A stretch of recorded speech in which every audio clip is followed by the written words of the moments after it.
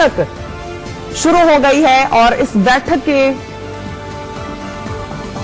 के जरिए सीवीसी की रिपोर्ट इनके पास आनी है। ये बैठक जो आज 3 मेंबर जिसके अनाउंस किए गए हैं, जस्टिस ए.के. सेकरी जिन्होंने रंजन गोगोई की जगह पर रिप्रेजेंट करना है, वो इसमें शामिल हैं। प्रधानमंत्री मोदी हैं और लीडर ऑफ ऑपोजिशन की जगह मल्लिकार्जुन खड़गे इस कमेटी के सदस्य हैं। ये 3 मेंबर्स की बैठक शुरू हो गई है। इस बैठक के जरिए आलोक वर्मा पे जो लटक रही है तलवार, वो फैसला देने वाली है। साथ ही साथ ये बैठक इसलिए भी अहम है क्योंकि नया डायरेक्टर सीबीआई को इसी सिलेक्शन कमेटी के द्वारा ही मिलेगा। तो आलोक वर्मा पर लगे आरोपों पर लेना होगा फैसला इस कमेटी को। सीवीसी की रिपोर्ट के आधार पर यह कमेटी अपना फैसला सुनाएगी। फिलहाल आपको बता दें, अब तक यही हुआ है कि सुप्रीम कोर्ट ने सीबीआई डायरेक्टर आलोक वर्मा को उनके पद पर बहाल कर दिया है, लेकिन कुछ शर्तों के साथ किया है। नीतिगत फैसले लेने पर उनके अभी भी रोक लगाया गया है। 3 जजेस की बेंच ने उन्हें बहाल किया है। 31 जनवरी को आलोक वर्मा रिटायर होंगे। इन सब बातों के मद्देनजर ये बैठक बेहद अहम, क्योंकि सीवीसी की रिपोर्ट जब इस सिलेक्शन कमेटी को पेश की जाएगी तब उसके आधार पर इस पर उनका आगे का जो कोर्स ऑफ एक्शन होगा वो तय होगा। रजत राकेश टंडन हमारे साथ इस खबर पर ज्यादा जानकारी के साथ लाइव जुड़ रहे हैं। रजत, आपसे जानना चाहेंगे क्या अपडेट है इस वक्त? बैठक शुरू हो गई है, क्या क्या इस बैठक से निकलकर आ सकता है? देखिए, बड़ी खबर यही है कि लोकसभा में सबसे बड़ी पार्टी यानी कांग्रेस पार्टी के नेता मल्लिकार्जुन खड़गे ने लेटर लिखा था कि आज वो नहीं जा पाएंगे और कहा था कि हमको शुक्रवार तक का आप समय दीजिए, शुक्रवार के बाद आएंगे। लेटर में और भी कई चीजें थी कि आखिर जो टेनवर लॉस हुआ है आलोक वर्मा का, उसका क्या किया जाएगा, सीवीसी की जो रिपोर्ट है उसका क्या होगा, जो दिल्ली पुलिस ने वहां दबिश डाली, जिस तरीके से तलाशी दी, वो सारी चीजों पर रिपोर्ट मल्लिकार्जुन खड़गे चाहते थे, ऐसा सूत्र बताते थे। उन्होंने एक लेटर भी लिखा है, हालांकि लेटर की कॉपी सार्वजनिक नहीं की गई क्योंकि एक हाई पावर्ड कमेटी बनाई गई और कोर्ट की निगरानी में उस कमेटी को अपनी रिपोर्ट भी देनी है। अब फैसला इस कमेटी में यह होना है कि आलोक वर्मा कितने दिन तक सीबीआई चीफ लगेंगे। जो आरोप उन पर लगे हैं, क्या यह हाई पावर्ड कमेटी उनको हटाती है? पहली चीज।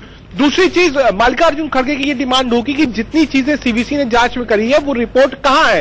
कोर्ट ने कहा था कि वो रिपोर्ट बंद लिफाफे में एम्पावर्ड कमेटी जो बनाई गई है सीबीआई चीफ को देखने के लिए और या फिर नए सीबीआई चीफ को नियुक्त करने के लिए या इनको हटाने या छुट्टी भेजने के लिए, ये सारी चीजों पर चर्चा वहां होगी। सरकार का पक्ष ये हो सकता है कि इनको छुट्टी पर भेजा जाए, 31 तक का इनका कार्यकाल है। लेकिन कांग्रेस का पक्ष यही होगा कि क्या क्या इसमें खामियां थी, कहां गड़बड़ियां हुई हैं और क्यों इनकी पावर सीज करी गई है। इसके लिए आखिर मेरिट ऑफ द केस क्या है, क्या जांच है, क्या वो सबूत है, ये सब कुछ कांग्रेस वहां डिमांड करेगी। ये मीटिंग शुरू हो गई है, शुक्रवार तक का समय मांगा था मल्लिकार्जुन खड़गे ने, लेकिन सरकार की दलील ये थी कि नहीं, ये मीटिंग आज ही होगी, आपको आना पड़ेगा। उसके बाद मल्लिकार्जुन खड़गे इस मीटिंग में शामिल हुए। जी रजत, क्योंकि अब यह मीटिंग चालू हो गई है तो क्या इसमें जो नए डायरेक्टर होंगे, क्योंकि आलोक वर्मा वैसे भी इस ऑफिस को एग्जिट कर देंगे, 31 को उनकी रिटायरमेंट है, तो क्या नेक्स्ट डायरेक्टर को फाइनल करने के मद्देनजर भी इस बैठक में कोई फैसला हो सकता है? मुझे लगता है इसके लिए भी बहुत ज्यादा वक्त है, क्योंकि अभी आप मान के चलिए कि 22 दिन 23 दिन का वक्त है। मुझे ऐसा लगता है, जो सूत्र मेरे बता रहे हैं कि क्या ऐसा भी हो सकता है कि इनको फोर्स लीव पर भेजा जाए।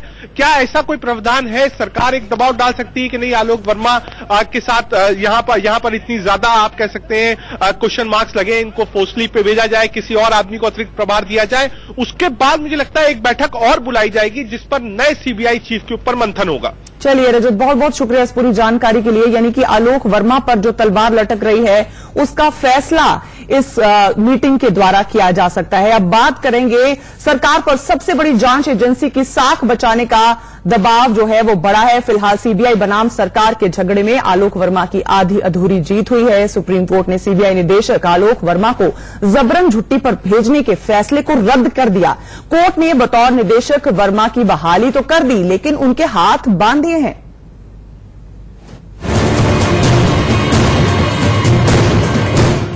76 दिन के बाद सीबीआई निदेशक आलोक वर्मा की बहाली का रास्ता साफ हो गया। सुप्रीम कोर्ट ने आलोक वर्मा को जबरन छुट्टी पर भेजे जाने के फैसले को रद्द कर दिया है। कोर्ट ने अपने फैसले में कहा कि जबरन छुट्टी पर भेजना ट्रांसफर की तरह है। सुप्रीम कोर्ट ने वर्मा को निदेशक की कुर्सी पर तो बैठा दिया, लेकिन उनके हाथ बांध दिए। आलोक वर्मा फिलहाल बड़े फैसले नहीं ले सकेंगे। कोर्ट ने ये भी बोल दिया है कि सरकार इस मामले को हाई पावर्ड कमेटी, जिसमें कि प्रधानमंत्री, लीडर ऑफ ऑपोजिशन और चीफ जस्टिस होते हैं, उसके सामने एक हफ्ते में लाए और जब तक वो हाई पावर्ड कमेटी इस पर निर्णय न ले तब तक श्री आलोक वर्मा कोई मेजर पॉलिसी का फैसला नहीं लेंगे। तो उनको रिस्टोर करने के बाद भी उनकी पावर पूरी तरह से रिस्टोर नहीं करी गई है। इस लड़ाई में सीधे सीधे सरकार की हार है, क्योंकि सरकार ने ही 23 अक्टूबर 2018 को आलोक वर्मा को जबरन छुट्टी पर भेजा था। कोर्ट के फैसले के बाद विरोधियों को भी मौका मिल गया है। कांग्रेस से लेकर लेफ्ट तक सभी विपक्षी दलों ने एक सुर में सरकार पर निशाना साधा। सीबीआई के चीफ को 1 बजे रात को निकाला। जी क्यों निकाला? क्योंकि सीबीआई के चीफ राफेल पे इंक्वायरी शुरू करना चाह रहे थे। अब सीबीआई चीफ रीइंस्टेट हो गए हैं, तो थोड़ा तो न्याय मिला। अब देखते हैं आगे क्या होता है। सुप्रीम कोर्ट के फैसले से बैकफुट पर आई सरकार को सफाई देनी पड़ी। सरकार ने कहा कि सीवीसी की सिफारिश पर ही वर्मा को छुट्टी पर भेजा गया था। सरकार ने सीबीआई, उसकी विश्वसनीयता, उसकी स्वायत्तता और उसकी प्रतिष्ठा को मद्देनजर रखते हुए यह निर्णय लिया था कि जब सीबीआई के 2 बड़े अधिकारी एक दूसरे पे आरोप और प्रत्यारोप लगा रहे हैं, तो जो सीवीसी का रिकमेंडेशन आया था कि जब तक उन आरोपों की जांच ना हो तब तक ये दोनों अपने आप को रिक्यूज करें और लीव पर जाएं। ये सरकार ने ईमानदारी से बोनाफाइड निर्णय लिया था। विपक्ष लगातार आरोप लगाता रहता है कि सरकार सीबीआई का दुरुपयोग करती है। ऐसे में आलोक वर्मा पर मचे बवाल ने विरोधियों को हमला करने का बड़ा मौका दे दिया। ये पूरी कहानी 2 ताकतवर नौकरशाहों की अदावत से शुरू हुई थी। विवाद कौन ज्यादा बड़ा और कौन ज्यादा ताकतवर से शुरू हुआ था। आलोक वर्मा जहां सीबीआई के डायरेक्टर थे, वहीं राकेश अस्थाना प्रधानमंत्री मोदी के फेवरेट ऑफिसर थे। आखिरकार अधिकारियों की ये खींचातान नाक की लड़ाई बन गई और बात बंद कमरे से निकलकर अदालत के कटघरे में जा पहुंची।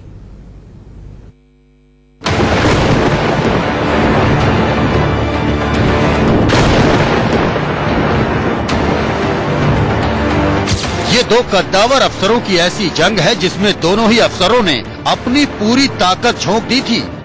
एक वक्त तक इस जंग में आंख और ओहदे का पर्दा था, लेकिन बात बिगड़ी तो फिर ऐसे बिगड़ी कि दोनों ही अफसरों ने खुलकर एक दूसरे पर संगीन इल्जामों की बौछार कर छिछालेदार कर दी। दोनों ने एक दूसरे को भ्रष्ट बता दिया और इसी के साथ पुत गई सीबीआई के नाम पर कालिख।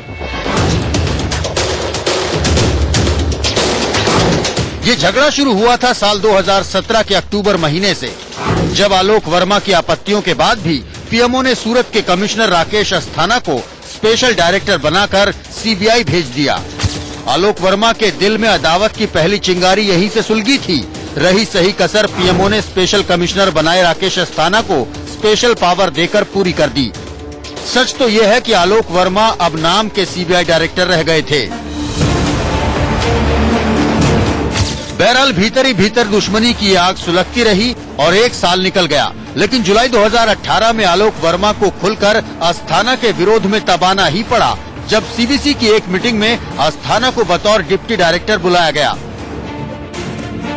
आलोक वर्मा तब विदेश में थे। उन्होंने इसका विरोध किया और अस्थाना को कार्यकारी निदेशक मानने से इनकार कर दिया।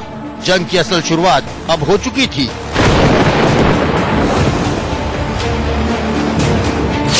24 अगस्त 2018 को राकेश अस्थाना ने आलोक वर्मा पर भ्रष्टाचार के संगीन आरोप लगाए। राकेश अस्थाना ने ये कहकर सनसनी फैला दी कि सीबीआई के डायरेक्टर खुद भ्रष्टाचार में लिप्त हैं। ये पहली बार था जब सीबीआई में किसी मातहत ने अपने सुपर बॉस पर इस तरह का गंभीर आरोप लगाया हो, लेकिन इसके करीब 2 महीने बाद ये लड़ाई खुलकर सामने आ गई। पीएमओ में एक वर्ग है जो इनको सपोर्ट करता है, आलोक वर्मा को। राकेश अस्थाना ये मैसेज देते हैं कि नहीं, वो सीधे वो प्राइम मिनिस्टर की चॉइस है, और यहीं से ईगो क्लैश से शुरू होता है ये। और उसके बाद फाइनेंशियल गेन्स और जो करप्ट प्रैक्टिसेस हैं वो शुरू हो जाती हैं। दोनों पे एक दूसरे पे आरोप लगाना शुरू करते हैं और आप ताज्जुब करेंगे कि जिस लेवल के वो आरोप लगे हैं उसको देख के लगता है कि भारत में कोई भी संस्था क्या बच पाई है या कोई भी अफसर ऐसा बच पाया है जो ईमानदार हो।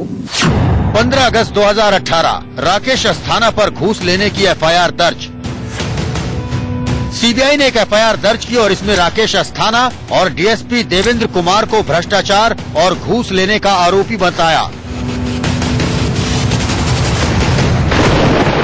अब ये जंग पूरी तरह से खुलकर सामने आ चुकी थी। सारा देश सन्न था और सीबीआई के दो बड़े अफसर खुलकर आपस में भिड़ चुके थे। इसके चंद रोज बाद आलोक वर्मा के इशारे पर सीबीआई ने डीएसपी देवेंद्र कुमार को गिरफ्तार कर लिया। अब ये लड़ाई आर पार की हो चुकी थी और जाहिर था कि अगली गिरफ्तारी किसी भी वक्त राकेश अस्थाना की हो सकती है। ये वही वक्त था जब पीएमओ ने मामले में दखल दिया और आलोक वर्मा और राकेश अस्थाना दोनों को लंबी छुट्टी पर भेज दिया और नागेश्वर राव को अंतरिम सीबीआई चीफ बना दिया। इसी दौरान देश ने यह भी देखा कि आधी रात को सीबीआई के दफ्तर पर सीबीआई ने ही छापा मारा, एक फ्लोर सील किया और सीबीआई की सरेआम छिछाले तार हुई। बहरहाल अब अदालत ने इस जंग को 7 दिनों के लिए भले ही थाम दिया है, लेकिन ये तय है कि इन दो कद्दावर अफसरों की जंग अभी लंबी चलेगी। Bureau report, India news. CBI के साथ राजनीतिक विवादों का जुड़ना नई बात नहीं है। अगर कभी देश की सबसे बड़ी अदालत ने सीबीआई को पिंजरे में बंद तोता बताया था तो उसकी वजह भी है। दरअसल ये आम राय है कि केंद्र में जिसकी सरकार होती है सीबीआई उसके हिसाब से ही काम करने लगती है। यही वजह है कि आमतौर पर सीबीआई केंद्र सरकार के विरोधी राजनेताओं के खिलाफ केस तो दर्ज कर लेती है, लेकिन कभी सबूत हासिल नहीं कर पाती। ये तो अच्छी बात है क्योंकि कांग्रेस ने भी एक बार सीबीआई कराई थी, तब भी पूछताछ हुई थी। अगर बीजेपी ने कराया है और इतने वर्षों पुराना मामला आया है सामने, अगर पूछताछ करेंगे तो जवाब तो हमें देना ही पड़ेगा, जवाब तो हम देंगे ही।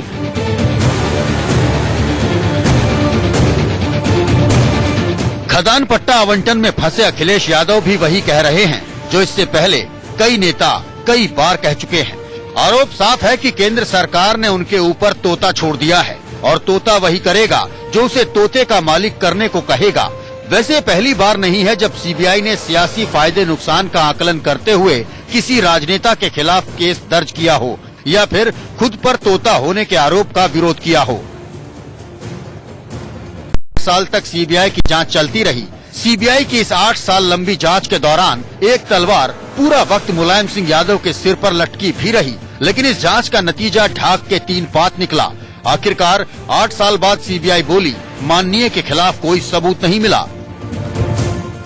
2G घोटाले की जांच में भी सीबीआई ने कहने को खून पसीना एक कर दिया था। ए राजा का मंत्री पद तक चला गया, जेल की हवा खानी पड़ी सो अलग, लेकिन देश की सबसे बड़ी जांच एजेंसी सो अलग। लेकिन देश की सबसे बड़ी जांच एजेंसी की काबिलियत देखिए कि मामले में ए राजा बरी हो गए, उन पर लगा कोई इल्जाम अदालत में साबित नहीं हो सका। मायावती पर भी आय से अधिक संपत्ति मामले में सीबीआई ने केस दर्ज किया था। बरसों तक मामला लटका रहा और फिर आखिर में सीबीआई ने बेशर्मी से बोल दिया कि हमें मायावती के खिलाफ कोई सबूत नहीं मिला। इसी तरह बोफोर्स मामले में भी सीबीआई को कोई सबूत नहीं मिला और तमाम आरोपी बरी हो गए। यही हाल जैन हवाला डायरी मामले का रहा। इस मामले में भी सीबीआई को कोई सबूत नहीं मिला। इसी मामले की सुनवाई के दौरान सुप्रीम कोर्ट ने सीबीआई के डायरेक्टर का कार्यकाल 2 साल के लिए फिक्स किया था और आज फिर से एक बार वक्त घूमकर सुप्रीम कोर्ट आ पहुंचा और एक सीबीआई डायरेक्टर को फिर से अपना दफ्तर हासिल हो गया। जो भी हो, विवादों से सीबीआई का पुराना नाता है और शायद सीबीआई ने विवादों की परवाह करना बहुत पहले छोड़ दिया है। Bureau report, India news. रुकना होगा एक छोटे से ब्रेक के लिए, फौरन लौटेंगे।